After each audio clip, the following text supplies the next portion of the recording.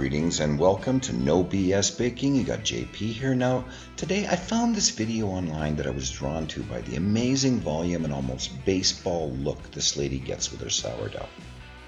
She is a self-described home baker that made a video on sourdough that caught my eye and caught the eye of many baking enthusiasts that, like myself, were intrigued by the look of her bread. She states in her video that she's not really sure why her bread turns out this way, but has put together a nice little no frills homemade presentation of her process. I reviewed it and thought, this is an excellent video for new sourdough bakers to make a beautiful product. My goal in this video will be to point out the keys to her success, or the why that she's not able to explain. So without further ado, let's go. So let's take a look at some of the critical pieces of this video and see if I can explain what's going on. So here's just a quick look at the recipe. 350 grams of water, 500 grams of flour, 12 grams of salt, and 100 grams of starter.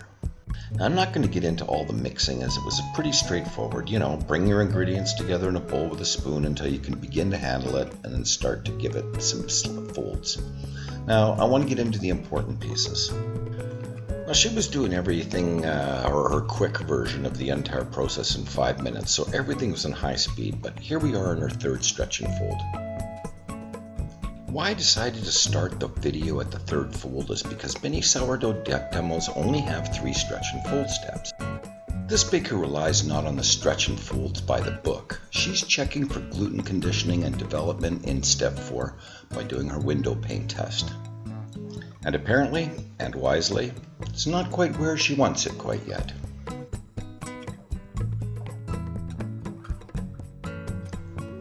She checked her dough after the step 4 rest period to evaluate the conditioning. She likes what she sees, so a few more gentle folds and step 5 is pretty much complete.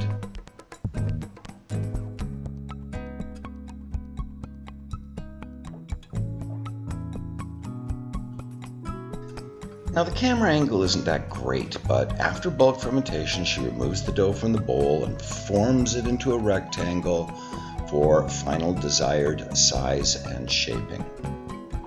You will note that she's trying to be gentle and not deflate the dough too much.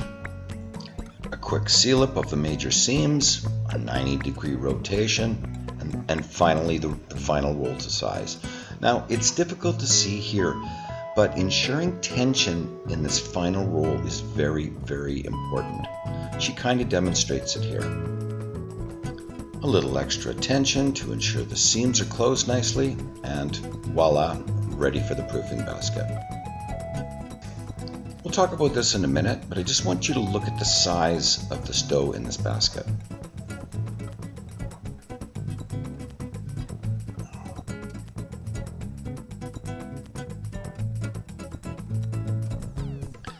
Now, I'm assuming, although she never actually states it in the video, that she final proofs the dough for in and around 40 minutes to an hour.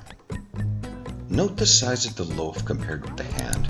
What size basket do you think she's using?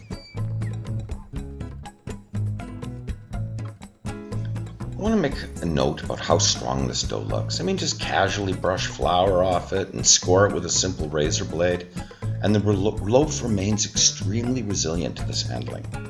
This is a strong loaf of bread.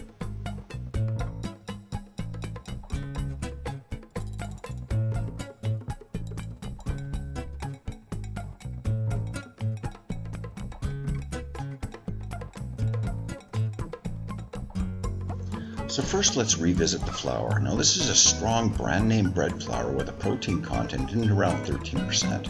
It will handle higher hydration, often used in these doughs. Water used translated into 70% based on flour, which is a good safe hydration. The total water in this dough will be higher with the addition of starter. However, the strong flour can handle this and support the total hydration, which will be under 80%. The next critical success factor was the 5 folding steps and a keen eye for proper dough development. Now, I've talked about proper dough development in most every video I make, and it's critical, and the results are obvious in this product.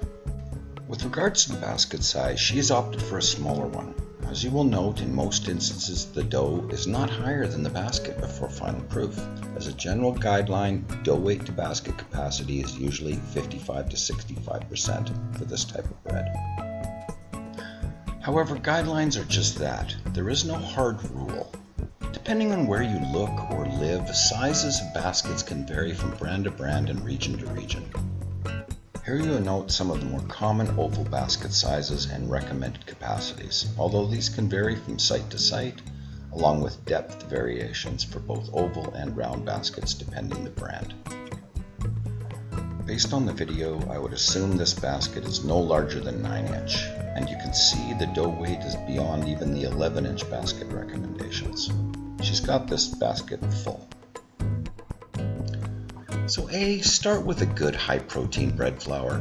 And for those who have watched my videos, the loaf on the right was a powered-up all-purpose flour with vital wheat gluten and fully developed, creating that golf ball look and shape which appeals to many home bakers like me. Use a good hydration percent like she did. 70% or maybe even a bit less is perfect when starting to learn sourdough. It's drier, easier to handle, and will set the stage and give you the experience to progress to higher hydration doughs. I loved her 5 fold and rest steps as she worked to optimize the development and conditioning of her dough. She confirmed all this with a window pane test. I mean, this lady understands the critical importance of full dough development. She gave the dough 4 full hours, developed the flavor akin to sourdough, as well as the appropriate aging to gas up the dough to contribute to more open grain and texture. Although her methods seemed very simple, she understands and demonstrated building a bit of tension during final shaping. This is important and not to be overlooked. She kept the dough uniform in final shape, perfect size for her basket, with no size adjustment fiddling around, and was sure to close up all the seams. And lastly, she prefers to keep her product more compact by using a smaller sized banneton than generally recommended. But the proof is in the result now, isn't it? Now when it came to actually looking at the internal, she didn't actually cut the loaf and let us take a look at the crumb. But based on her dough weight and the proof basket size, I would guess the loaf has a slightly open grain and looks something like the one in the middle here, in between the middle and the closed grain. Now for me personally, I don't really prefer bread with gaping holes where butter drips through. I prefer a more closed grain, but I definitely want some chewy texture and the sour flavor. The middle one is about ideal for me. Well, the only thing that made my eyes wide was her baking temperatures. Now she's one of these 500-degree bakers, and you know me, and you know how I feel about this. But be assured, you do not need to bake this hot 440 degrees Fahrenheit or 226 Celsius, or even a bit less is fine. Just adjust the time a little and it will work in your oven. So anyway, I liked her video and thought that she demonstrated some very important baking insight that on many more fancy commercially produced channels they just miss some of this important stuff. Anyway, I've included a link to her video in the description, and say, Sarah, nice work. See you next time, No BS Baking.